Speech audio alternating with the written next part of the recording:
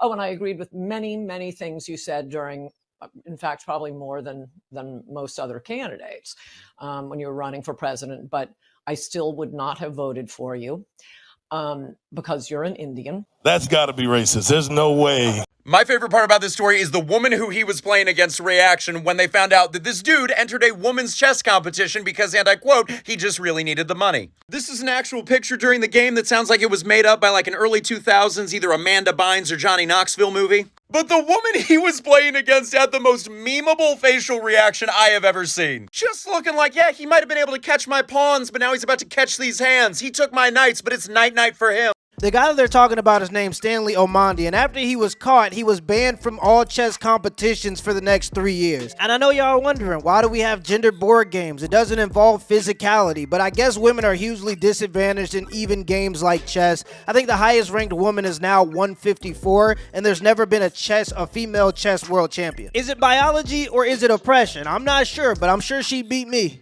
I do not have to have a driver's license to drive a car. This is not a commercial vehicle. Okay. I know my rights. Okay. You're under arrest. You're going to jail. You're going to jail.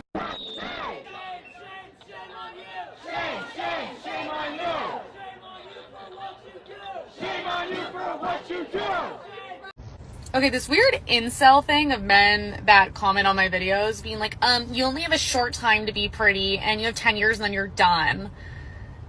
Okay, well, I've never had work done, so I've looked this way my whole life, and I'm gonna continue to because I'm not gonna do a bunch of crazy things to my face because I enjoy my natural beauty that God blessed me with. Literally, like, dude, I just went and got, ironically, shout out to the haters, like a half syringe in my lips and then Botox in my forehead. My forehead, literally, look at how shiny it is. There are no wrinkles right now. Like, that is what I'm fucking paying for, baby, because that looks so fucking good on. Do you actually believe this election would be so much better if women couldn't vote? I think every election. Or is that a joke? No, women should not be voting. I beg your pardon? Even women in the 1920s largely didn't want. When you look at the women's suffrage movement and what they did, there were literally women who did not want women to get into politics. Mm-hmm, I'm sure. There are a lot of really But do you explore and do you read about them?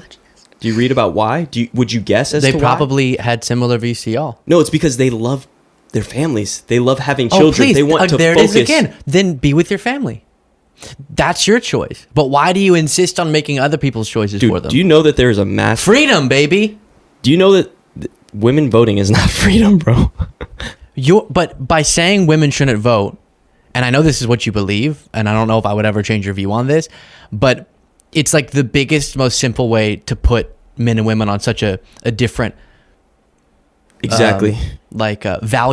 You're valuing them wildly different, and it's still equality. Where in reality, of course, women who are part of society, who are equal citizens, who are equal people, should be having a say in their democracy.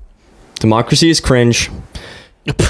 Yeah, I've been seeing more arguments of people saying that we should repeal the 19th Amendment, which is basically the female right to vote. Usually when I hear the argument, this is the logic. When women got the right to vote, 70% of women actually didn't even want the right to vote because it came with the responsibility of having to register for the draft. Basically, if you want to have a say in the policies that might send our country to war, you should have some responsibility in fighting that war. And I'm not saying that women shouldn't have the right to vote, but, and I know it's crazy to say but there, but hear me out. I'm not saying women shouldn't have the right to vote, but if we're going to live in an egalitarian society where we claim to prioritize equality, then the most equal thing you can do is to have both men and women have to register for the draft in order to vote. And to be honest, I think if your right to vote comes with a level of responsibility from both genders, you're going to see a lot of people just choose to void their right to vote. That would actually be the most equal and egalitarian thing the country can do, unless that's not our actual goal. Our goal is just sexism towards men.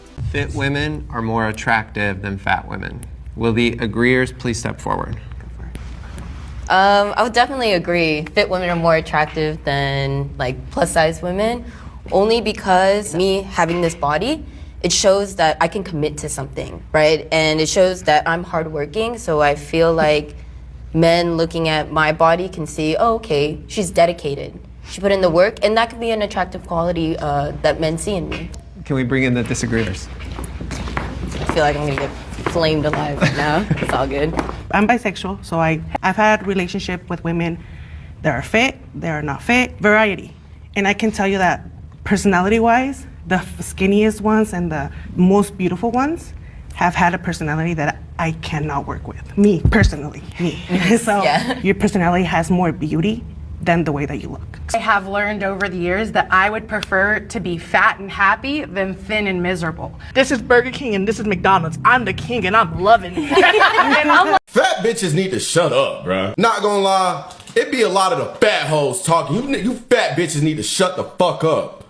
On God. Nice try, Fatty Bombaddy. Just because you're fat doesn't mean you're a good person, and damn sure doesn't mean you ain't miserable. So only one person in that room believed that fit women are more attractive than fat women, and the rest are liars. Shout out to that woman for standing up for the truth. One of the first ever women's sports bars, Ladies League, has shut down after less than 5 months in business, despite having what they even described in their own words as a fantastic product. You know, I've been beating the drum for months now that women's sports bars should be subsidized by men's sports bars. But the powers that be have come together and decided that this bar should have to operate completely based on the revenues generated by people coming there. Luke's Sports Bar and Grill makes more than enough money to be covering the monthly lease at Ladies League as well. But because of Luke and his greed, Ladies League will have to rely solely on whether or not people want to go there. And I don't even want to hear this business about how women's only sports bars get far more press than normal sports bars, and still they are shutting down because clearly it wasn't enough press. Not even close. And I place that blame on the media and, of course, Luke from Luke's Sports Bar and Grill. Luke, and he should be apologizing to the multiple women who won't be able to enjoy a mocktail while watching, what's her name? You know, the black one or the white one? The white one. Caitlin Clark. Yes. And honestly, there's probably more if I Googled it. Blazing down the court. Or women's soccer has that one chick.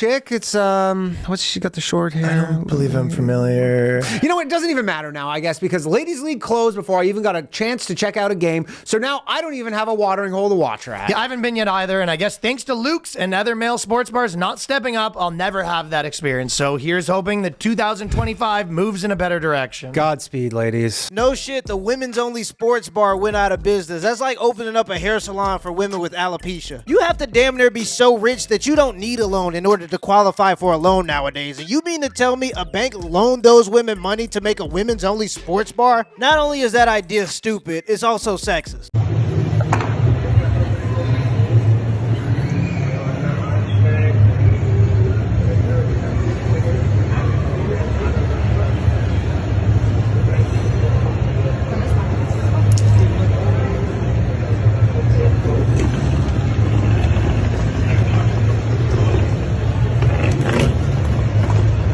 Man, you are one pathetic loser. Even on the Jeffrey Epstein case, like, what's suggesting government involvement here?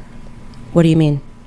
What do you mean what's suggesting? Like, what part of the Jeffrey Epstein case is like, oh my God, the government is like playing a part in this? Well, the fact that he had ties to the Mossad and the CIA, and that when they raided his home, he had his face and about, what was it, 6 different passports? Who can issue passports? For when we look at Epstein, right? Epstein was a billionaire, right? Why was he a billionaire? Why?